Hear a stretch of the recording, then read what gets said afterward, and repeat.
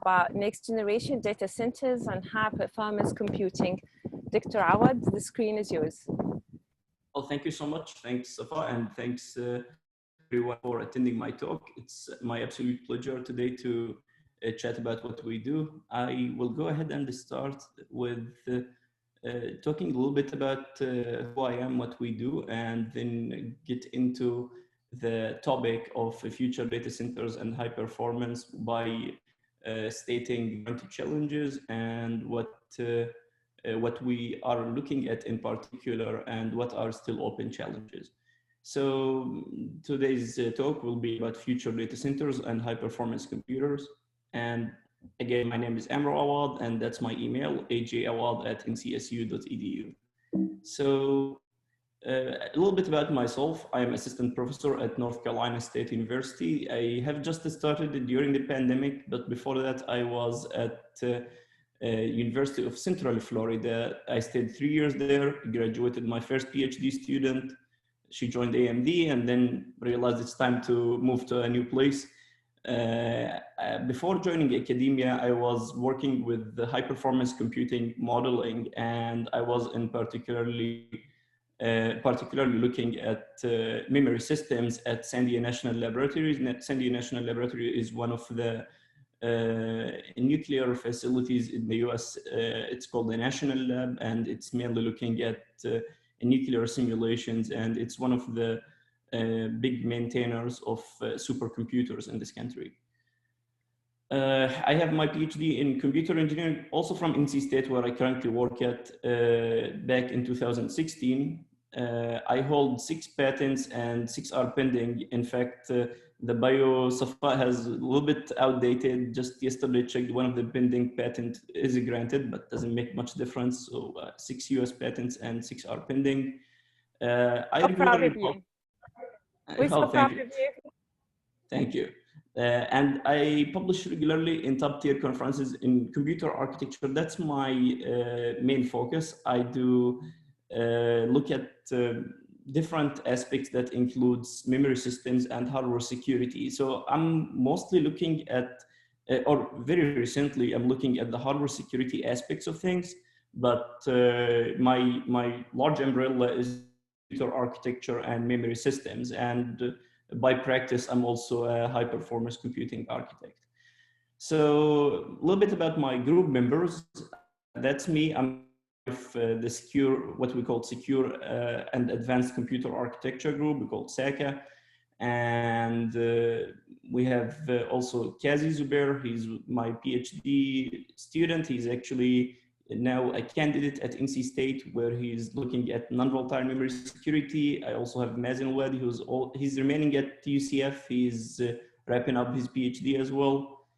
Vamsi is looking at memory-centric architectures, where I'm gonna talk a little bit about his work and what we have been looking at.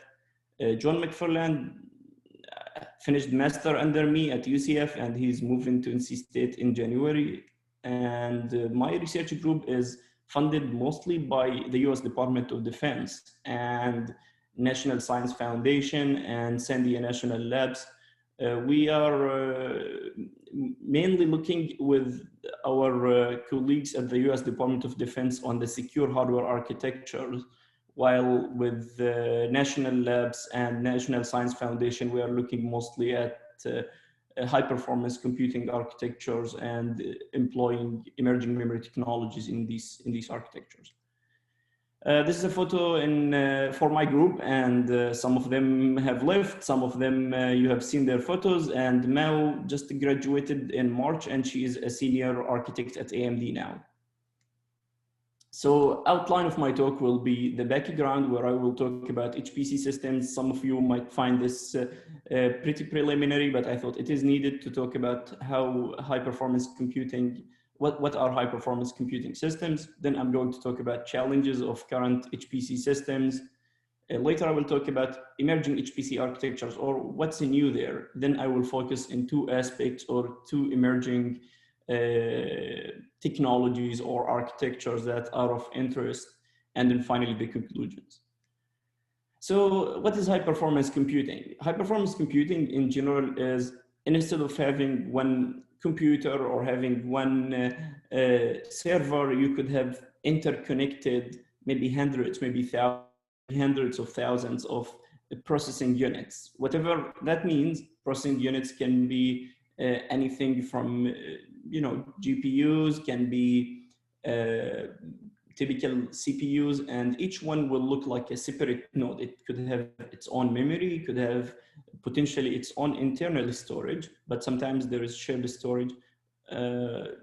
Why is it important? It is important because we can run largely parallel applications that could take long time to run into a conventional computer or single workstation months. It could run in much faster. And this is very useful for highly parallel or easily divisible problems. So what are example applications of high performance computing? I'm pretty sure you guys can name way more than what I listed here, but weather prediction, disaster simulation, drug discovery, genomics, business analysis, recommendation systems, all of these are applications that could process and cram so much data that so many parallel units to be able to do things on time and get insights from the raw data.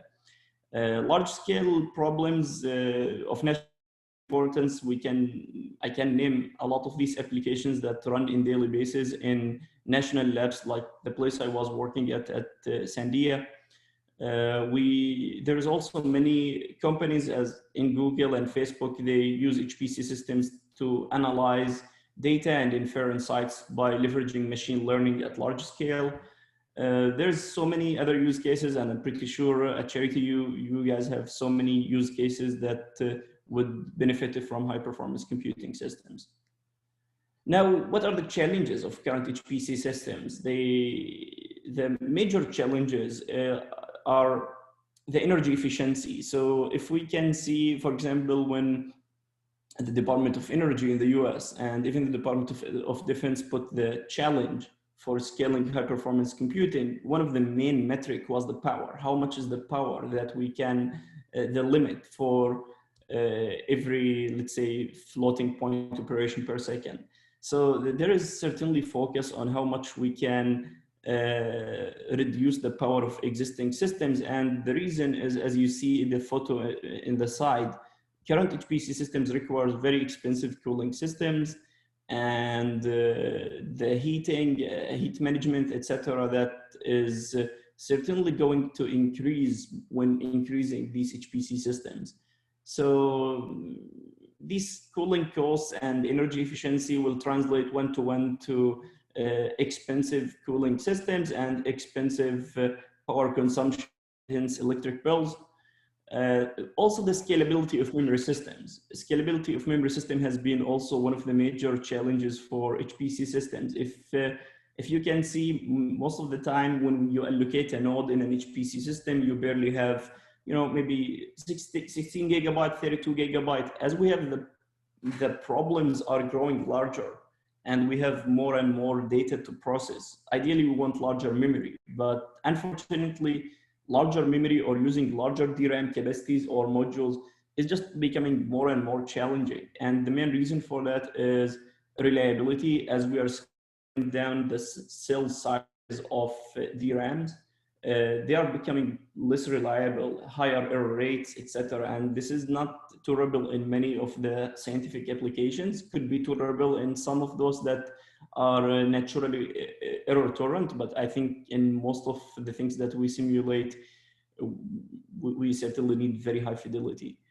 The refresh power, the current memory systems, including DRAM, the way how it is designed or implemented is the data itself leaks, or the charge that is used to store the data, it leaks with time, let's say every 60 seconds. So every cell or every 1 bit of your data has to be read and written every 64 milliseconds to maintain the data. Otherwise, you will lose the data. That's the nature of DRAM. That's how it is implemented. And this problem just becomes bigger and bigger as we move to larger and larger DRAM sizes. So the refresh power becomes dominant. I remember there's a study from Google's data center that talked about 40% of the total power actually in their data center is coming from refresh of DRAM. So DRAM is one of the biggest beasts in moving or challenges on moving HPC systems forward. Also the geometric limitations for scaling down capacitors. These DRAM cells that are used to store bits, they are very difficult to scale down. It's as to some size, after that becomes even manufacturing smaller capacitors is becoming a challenge. So if you notice for the last few years, we no longer, the DRAM sizes are not really growing that much. The same then 64 gigabyte, you will not be able to get 1 terabyte of DRAM. And this is pretty much an evidence that DRAM cells, DRAM is no longer that scalable. So we certainly need to look for alternative memory systems. Also the inefficient data sharing. The way how current HPC systems are implemented is that you can think of them as separate computers and they communicate explicitly through explicit messaging. Perhaps many of you are aware of MPI programming model, and this is very common in high performance computing systems. But the problem here is if you have so many applications, many processes that are operating in the same data, you need actually to keep sending back and forth data between these processes. And that's highly inefficient and could certainly be limited by the bandwidth of your interconnect and what are other applications or other nodes in the system doing. So all of these bring us to in new HPC systems, or what people are considering as alternatives and potential promise for future HPC systems. The first one is called emerging memory technologies, and I think two here, but the main promising one is the first one. So the first one is non-volatile memories, and indeed this is very exciting. I have spent at least the last 8 years of my life exploring non-volatile memory technologies. And finally, last year, we have this beautiful DIMM that you see in the picture I took yesterday that is 3D cross-point. So instead of DRAM, it's using the new technology. And as you can see, the size, I don't know if it's visible, it's 128 gigabyte DIMM here. So this is really exciting. It is little bit slower than DRAM, but we're going to talk about this in a bit, but just keep in mind that this is going to be replacing DRAM perhaps in the next few years. Now, there is also high bandwidth and 3D stacked DRAM, for example, high bandwidth memory, and those are already used in the last few years in GPUs, and I think Micron has been producing some of them. What they do basically is that they stack layers and layers of DRAM to give it more bandwidth. So if your applications or if you have many parallel cores or units, they access a lot of data. Instead of limiting them to limited number of banks, etc., they are stacking DRAM layers on top of each other so that this can give you like 10 or 20 times more bandwidth compared to conventional DRAM. There's also memory-centric architectures, and this is also exciting. Now, again, in the past, every computer has its own memory, and computers are interconnected with each other through Ethernet or network cards, etc. But that, again, that perhaps is the main reason why we have this inefficient sharing patterns. And recently, HP has been pioneering this direction, and I have seen that Intel and Google are also exploring it and talking this direction, which is called memory-centric architectures. I think this is perhaps very relevant to what you are doing. Here you can imagine you have large data graph or large social network that is terabytes or petabytes, right? It's stored somewhere, and you want all of the parallel units to be exit. You don't want them to, one of them explicitly send it to each other, etc. You want them to be centralized in a remote location that every one of them can exit directly and operate on it. And this leads to what we call memory-centric architectures. And this is basically motivated new fabric attached memory protocols and mechanisms that enable attaching the memory in a remote location that can be accessed by multiple nodes at the same time. There is Gen Z, there is CXL, there is C6, there is multiple interfaces that enable such new architectures. There is also something different now, which is called heterogeneous compute architectures. And unlike in the past, where we have only a CPU and it's processing data from memory, now we have many different type of architectures and many different type of domain-specific processors. For example, GPU, I'm pretty sure this is very common in medical applications. There is FPGA, TPU, all of those we started to witness how cloud systems started to use them and putting them alongside the nodes within. So you have your CPU, beside the CPU, you can imagine there is a GPU or TPU or FPGA that can be programmed or have tests offloaded to it so that it can perform some sort of applications or tests in a much faster way. So unlike in the past, you just write a program that runs in CPU and that's it. Now even programming becomes a little bit more complicated. You would have to deal with these type of accelerators that are potentially integrated in your node.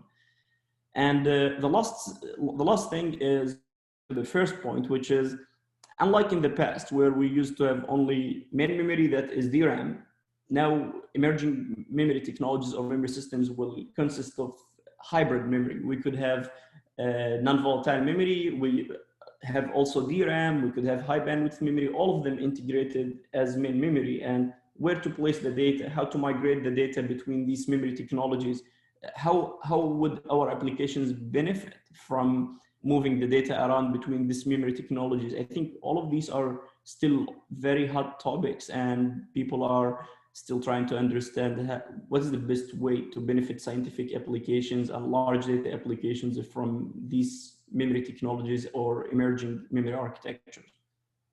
So I'm going to talk about emerging non-volatile memories, and perhaps the most dominant and most discussion will be centered around phase change memory. Phase change memory is perhaps the most promising so far. It has been prototyped, and even though Intel doesn't say it, most people suspect that 3D crosspoint and the prototype you have seen a photo for is actually based on phase change memory.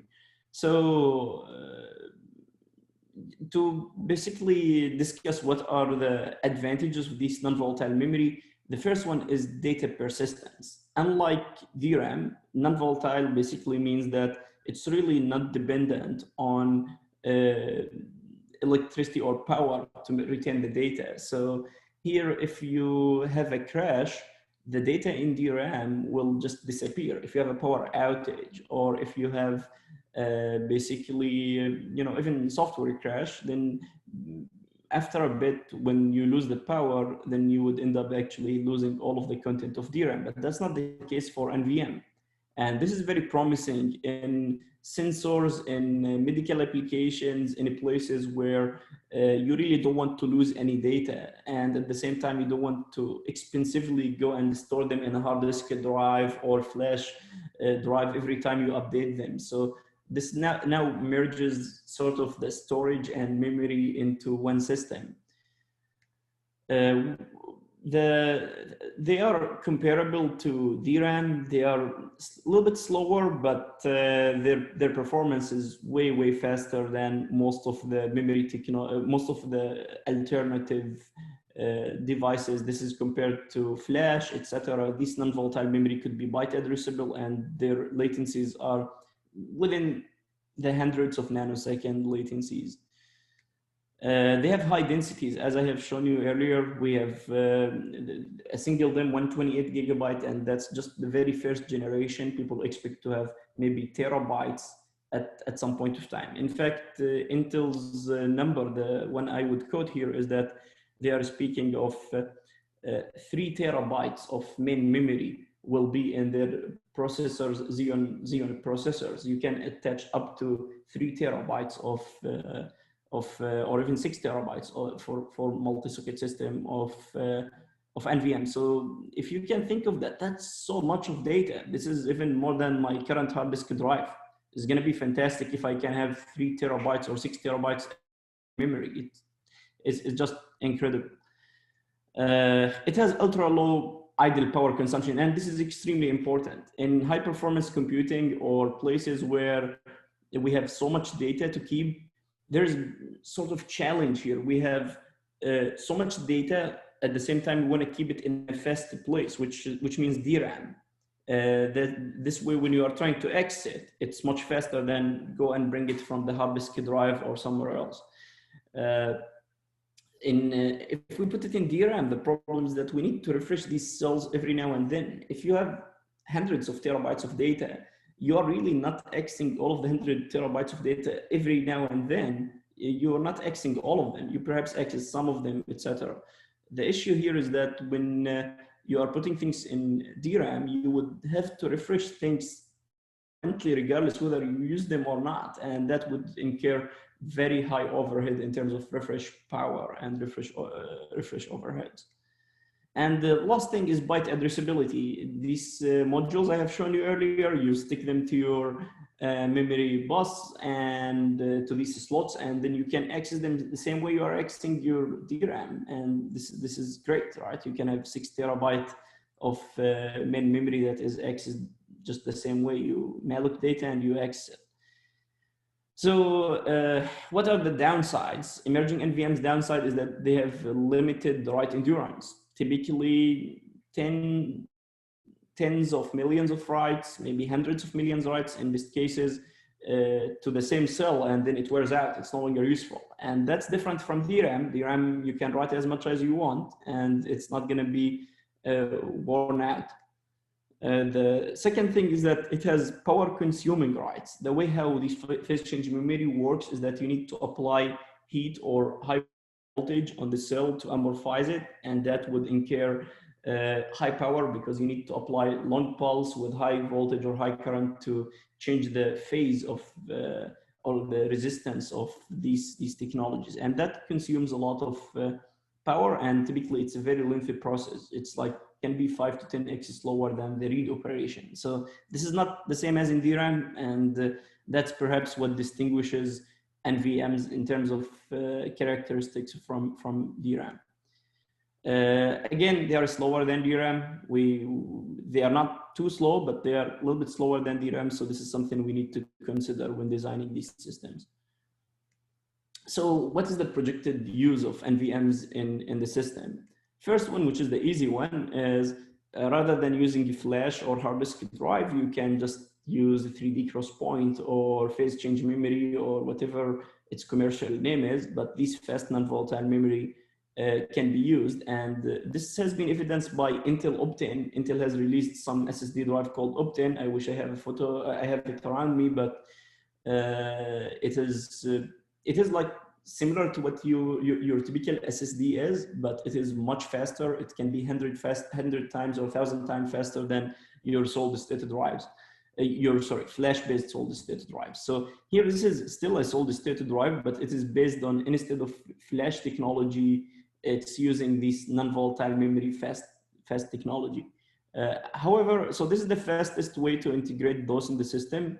It requires minimal integration efforts. You just place it, and you need to use it through typical I/O drivers. Unfortunately, the software stack overhead becomes the dominant here, because the I/O path in Linux and almost in every operating system was not really optimized for these very fast technologies. So it goes through so many steps, etc., before even accessing the device.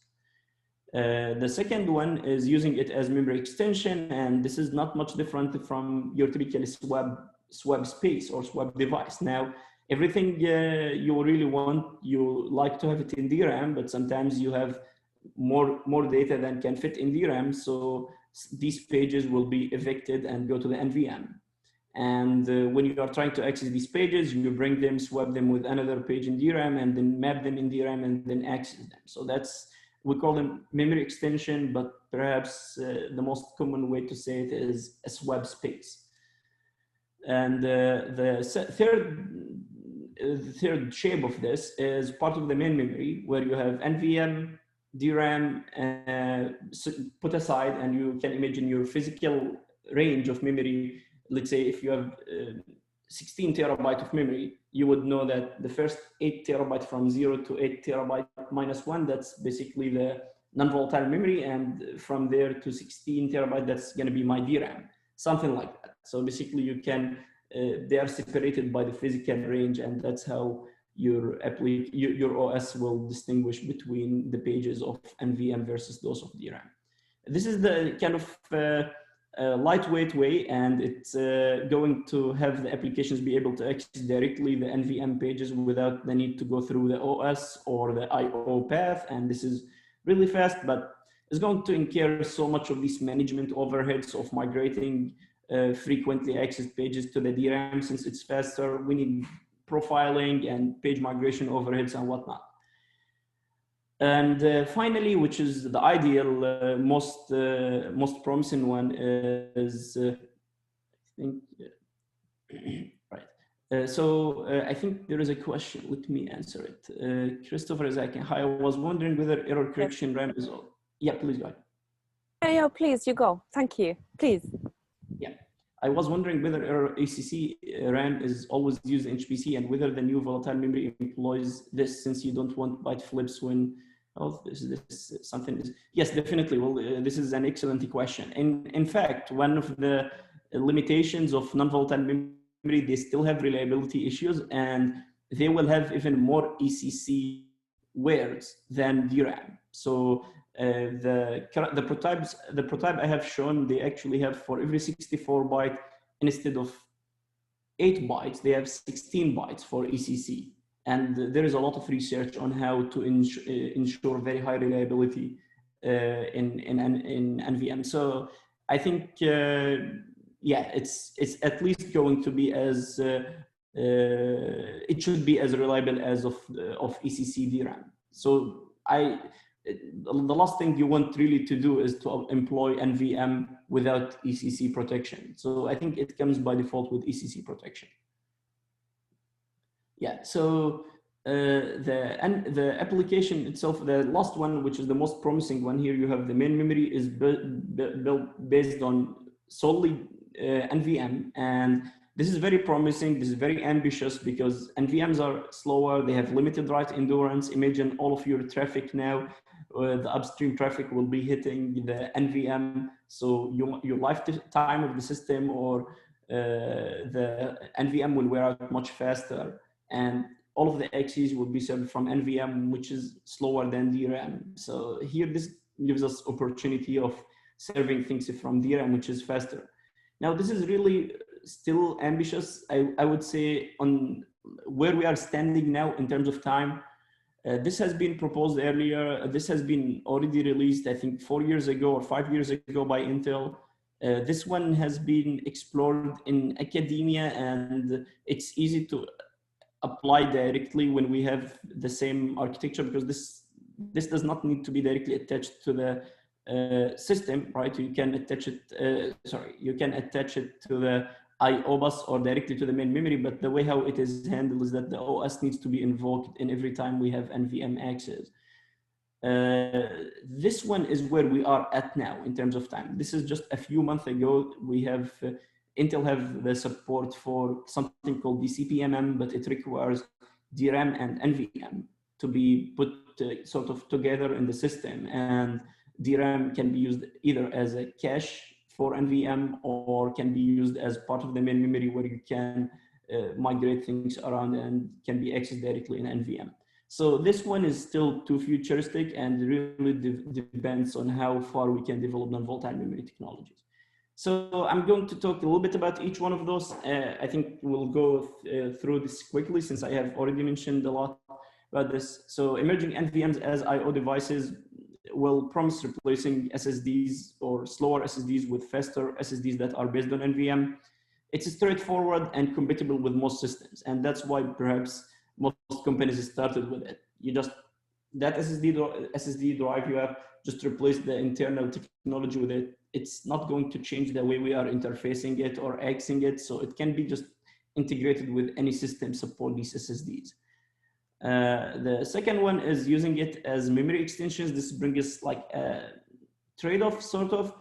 NVM pages are only accessed or only moved when when they are accessed in NVM or in whether it's in the memory bus or through PCIe or IO bus, it will be moved down to the DRAM.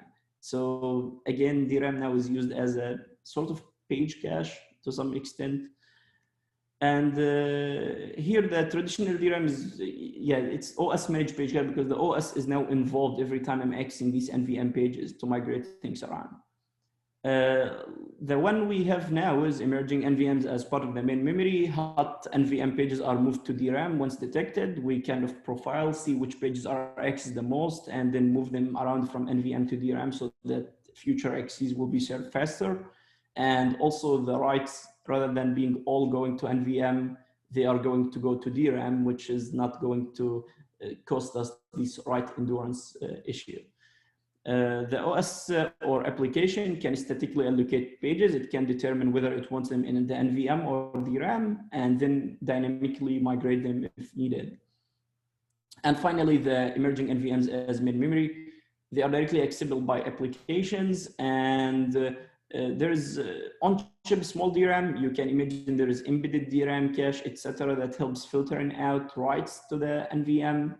And that's how people are envisioning it later on. Definitely, they are not expecting that you will not have any sort of DRAM in the system. There will be DRAM, but perhaps with very limited capacity.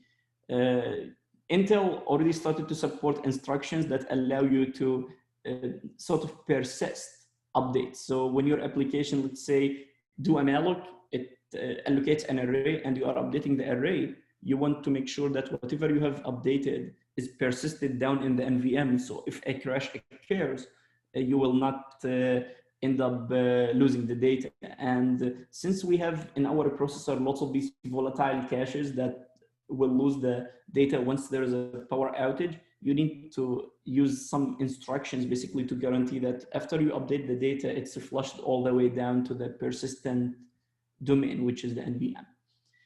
So our contributions for NVM integration, we have a paper in International Conference in Supercomputing where we looked at improving the performance of NVM memory extension. This work I have done back when I was at AMD Research. I'm going to talk a little bit about it. We have also reducing the performance overhead for hybrid memory management. And also this has been done at AMD Research where we were trying to see if we have NVM and DRAM put aside, which is now being implemented in current systems, how can we reduce the overhead to migrate pages around when we detect some pages are hot and should be in faster than NVM technology?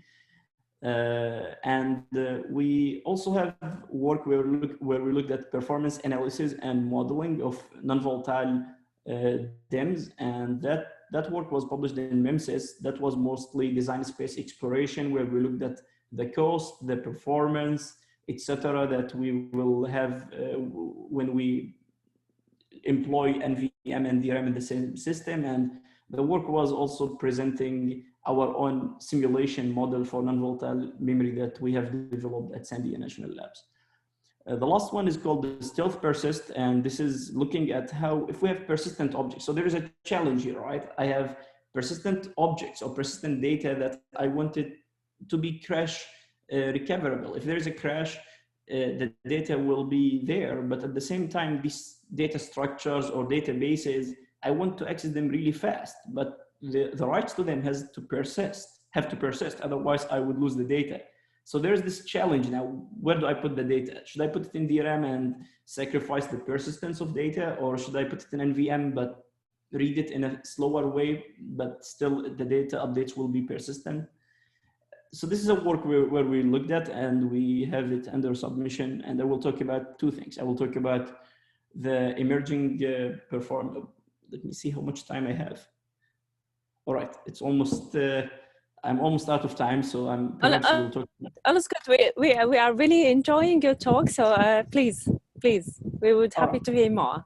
All right, well, fantastic. I hope this doesn't get too long, but I will talk until you stop me. So improving the performance of NVM memory extensions, that will be the first work I will talk about. Then I will talk about stealth persist, DRAM-like access latency for persistent objects. So exposing emerging NVMs as memory extensions, this is To do that, or to explore this study, what we did is that we modified a kernel driver. I had to change what it's called Imap, and what it really does is that it selectively have some pages unmapped, so that when you are accessing them, the OS is involved to emulate the OS invocation. So that study was 4 years ago, way earlier, before even we have NVM prototypes.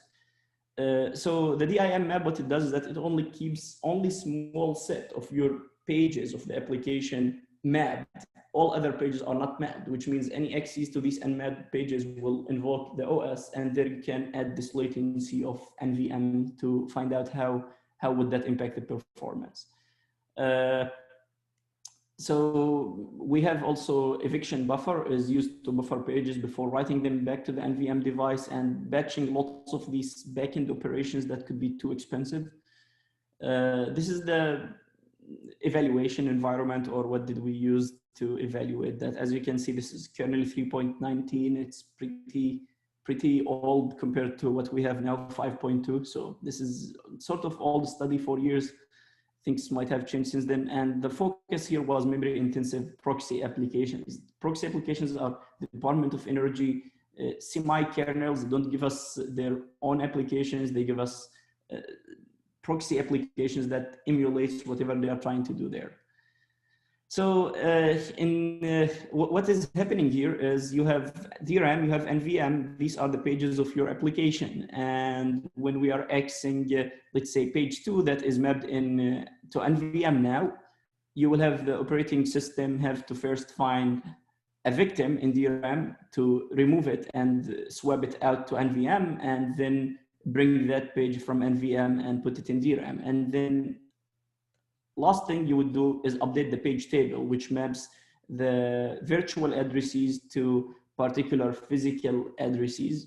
If you don't know the difference, doesn't really matter now. So what I wanted to say is updating the mapping or the page table can be a very expensive process. Now, there is mapping of pages where they map in memory. And when you do this page migration and changing of locations, it requires updating something we call the page table, and that's a very, very expensive process. There's many reasons for it, and in fact, the second work I listed in the previous slide was talking about that problem, and we were looking at it with AMD.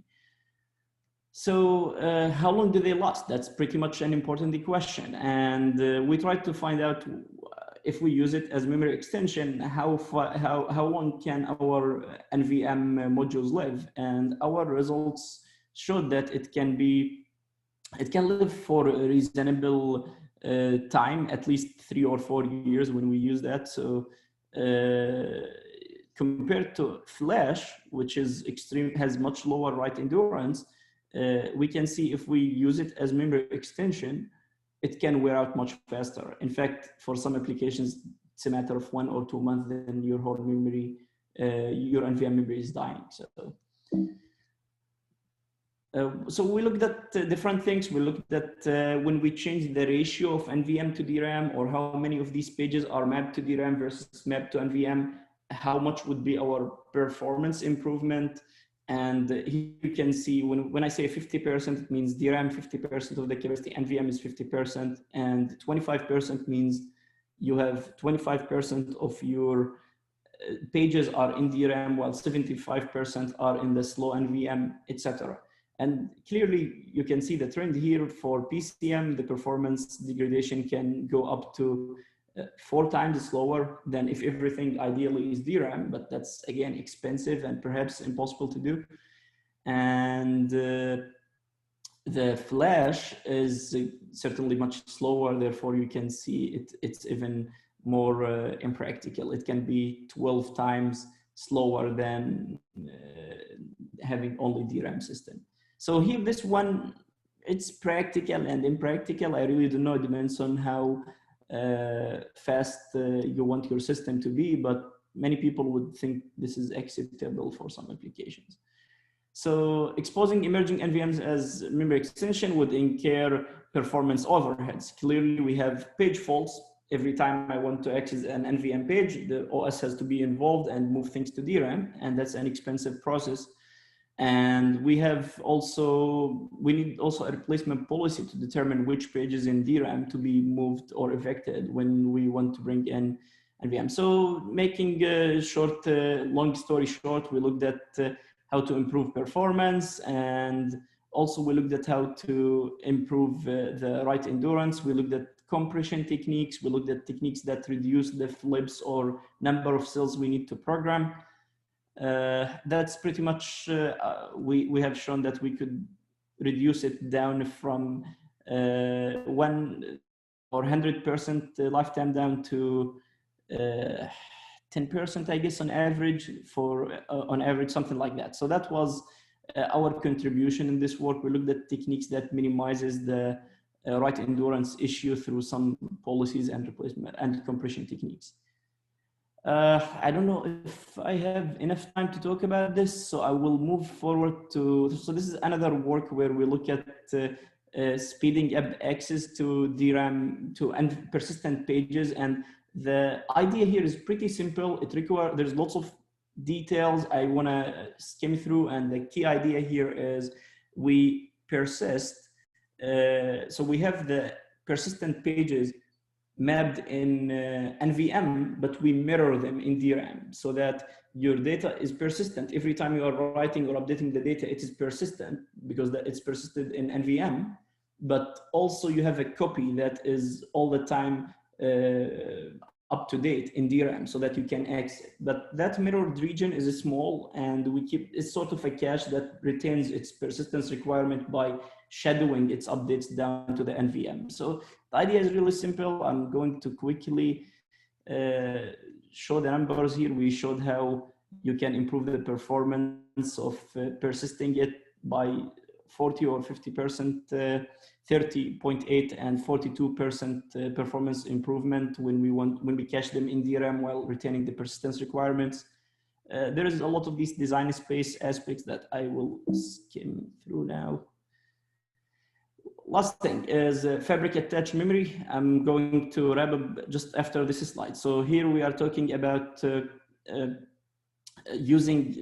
we discussed this earlier, where we have the memory attached over fabric and shared by many parallel processing units. And this is very useful for database applications or large social networks or databases or graphs, etc. So how this looks is as follows. You have non-volatile memory, you have system on chip, or you have computing nodes, whatever, and they have their own private DRAM. So it's a node, it has its own DRAM module, but you have this shared non-volatile memory in the middle that is accessed through fabric. So now, instead of having to do this expensive SOC to SOC communication or node to node communication using MPI messages, you could use shared memory applications or shared memory programming models similar to OpenMP, because they are shared. And if your fabric by any chance support all of these needed details like cache coherence, etc., then you would end up accessing them smoothly as if you are running OpenMP application on the same system.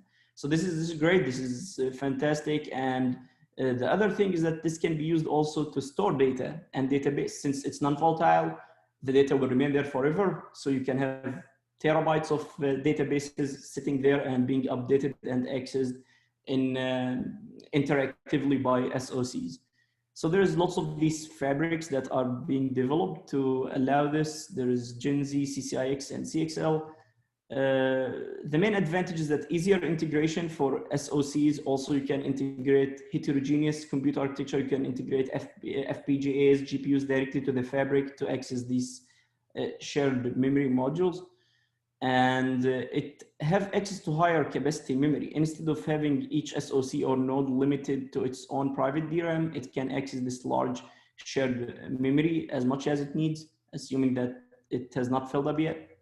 And finally, minimize the underutilization. Instead of having SOCs having very large DRAM modules or memories that you barely use them and other nodes cannot use them, you have it in a shared location that everyone else could use if they need more. So this will remove the underutilization part. And in fact, this is important because in HPC applications, you would have some applications barely use 1 GB or 2 GB of RAM, but at the same time, it allocates a full node that has 128 GB. So if the memory is physically shared, you could end up with so much advantages. So there is a lot of challenges.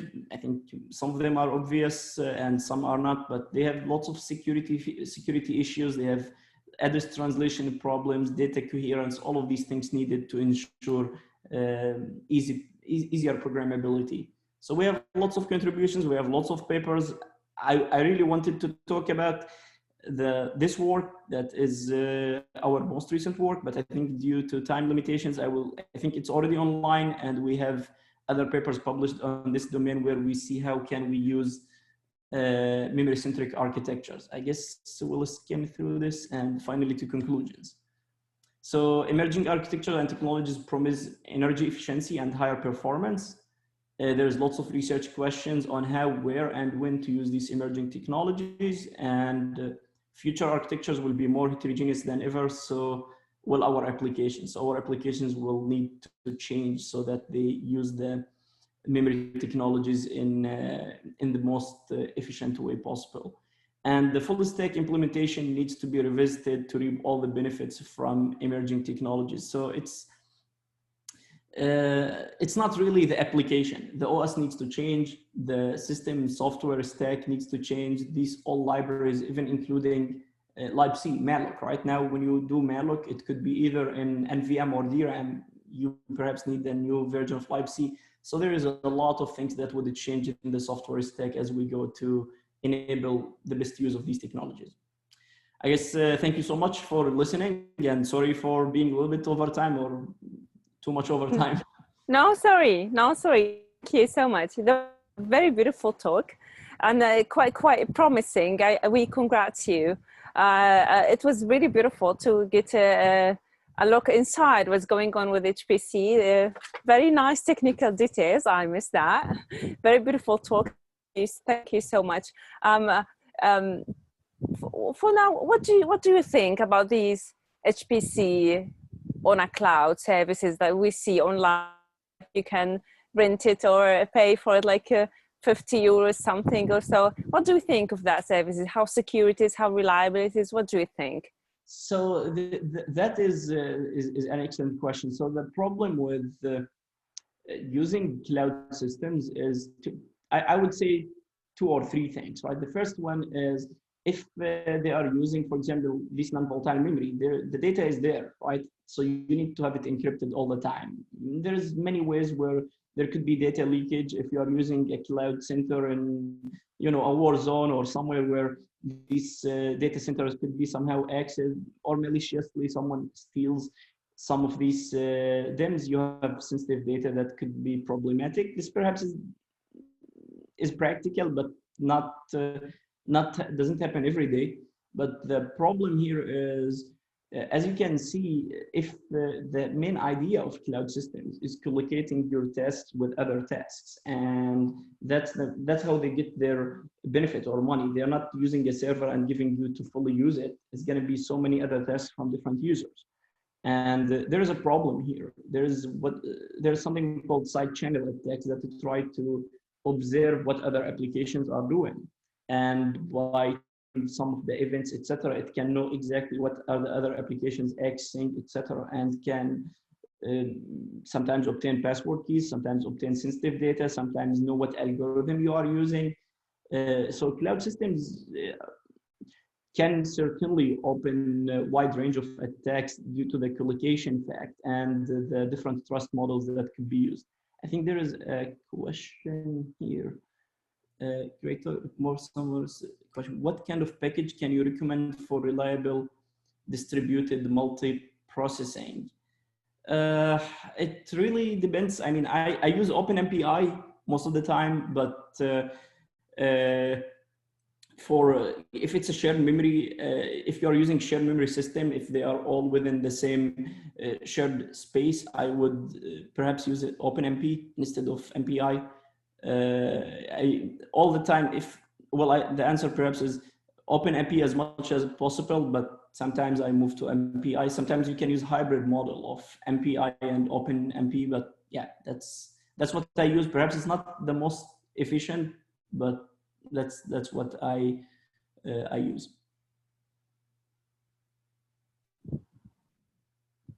Great. Is there any other questions for Professor Amr?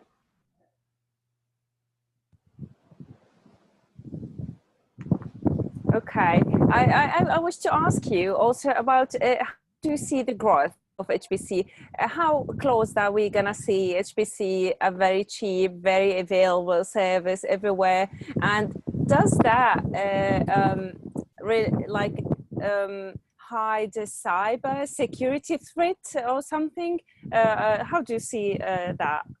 Certainly, this is a big problem, and this is one of the things we look at, in fact, in details, and this is a large percentage of our efforts with the Department of Defense.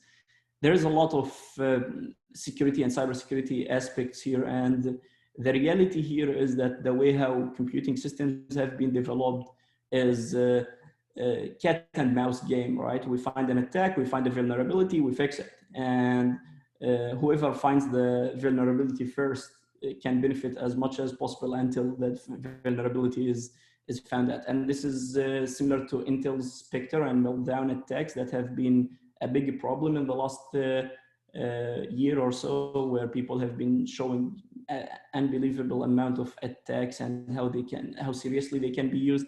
Also the Rowhammer attack, where people have shown that you can update other users' data by just constantly writing to your own memory pages. And all of these aspects, I think the problem, honestly, is that many of these attacks or vulnerabilities, we don't know them yet, we didn't know about them, and we get to know about them, we find solutions. And I think that the way how computing systems are designed now are not, security is not considered as a by design aspect, where people, while they are building the processor chip, they think of all of these aspects or formally verified security aspects. So it's again mouse and cat game. People find the bug, then Intel patch it, and I think that is the problem. Is if we do that when using medical data or patients' data, that could be extremely dangerous. And people are looking at something called homomorphic encryption, privacy preserving techniques, where, all right, I want to use things in HPC system, but I don't want to send my data unencrypted there. So you send the data encrypted and operate on it while it is encrypted. And in fact, that removes all of these fears. There could be some aspect that could still be inferred about the size of your data, etc. But it certainly removes most of these risks and attacks. But it is a problem. I think unfortunately, I don't have a solution for it, and I don't think anyone works in computer architecture have solutions except for the current existing attacks. So that's possibly the best way to answer your question. Yeah, good. Thank you so much. Any other questions for Professor Amr?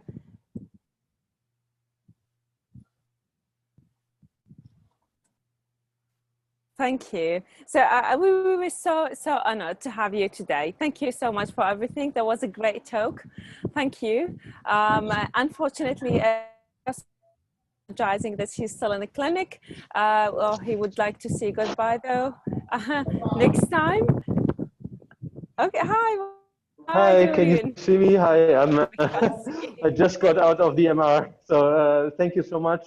Unfortunately, I had to do an emergency MRI acquisition, but I'm really looking forward to reiterating your talk, and thanks so much for your contribution. I'm sorry I couldn't be there for the whole time. No problem. Well, thank you so much for your invitation, and it's my absolute pleasure. I wish you guys have great rest of your day and week, and look forward for reading your great work. Thank you. Thank you so much.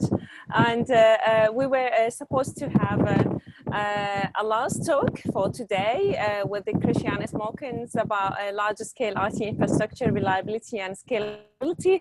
But unfortunately, Christian was a contact of COVID-19 a few days ago, and today he's experiencing some symptoms. So he apologized, he can't join us, but Christian will join us in another day. I will forward a new invitation link for his talk in the next few days for everybody registers for his talk. And you guys, you can always contact me in the same email I've invited you through, safa.malkawi@charité.de. So by this, DataWeek event has been ended with a beautiful lecture from Professor Amro. Thank you so much again for joining us. And we really hope that we did contribute to the and we hope that DataWeek help you to gather insight on the current and the future state of open science and all. We're so happy to have all these contributions, to have our speakers, to have all these participants. We were so happy to be with you on the last 3 days. And that's pretty much all. We will send a survey to hear back from you. Your opinion is very so much valued, and we will learn from you. And thank you so much. And I think this is going to be an annual event. I hope so. So we're going to see you next year, maybe before. Yeah. Thank you so much, everybody. Thank you for the team. Thank you, Julian. Thank you. That was a great team work. And that's it. Julian? Thank you, Safar. It was a perfect organization and great moderation. I think this has really been a success for everyone, and I'm really looking forward to work with you further on the surveys and trying to make the best out of all the material that we have gathered, right? So we will let all the participants know where all the gathered materials will be. Thanks, everyone, and have a good rest of the week.